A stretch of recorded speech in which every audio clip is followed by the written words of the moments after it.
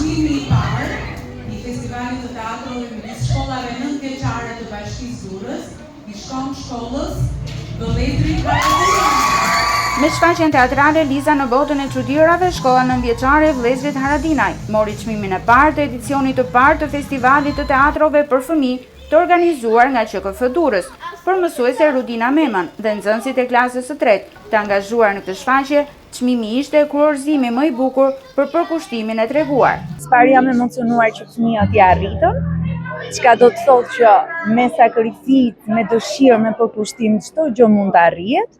Dhe kjo gjë është ajo që duhet t'ia transmetojmë brezit të ri. Isha shumë e lumtur, emocionuar.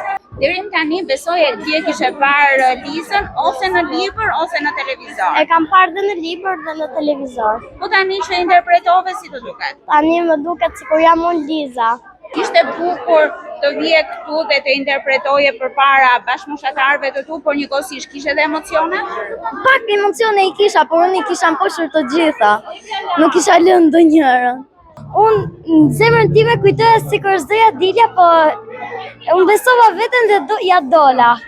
Pavarësisht se ishte edicioni I parë I këtij festivali, ftesës së organizatorëve ju përgjigjen pozitivisht 5 shkolla të Bashkisë Durrës, ndërkohë që synimi është që ky aktivitet të kthehet në një traditë për shkollat e qytetit dhe vitin e ardhshëm të regjistrojë pjesëmarrje më të gjerë. Këtë vit është edicioni I parë I festivalit të teatrove për fëmijë për nxënësit e klasave nga klasa e parë deri në klasën e 5.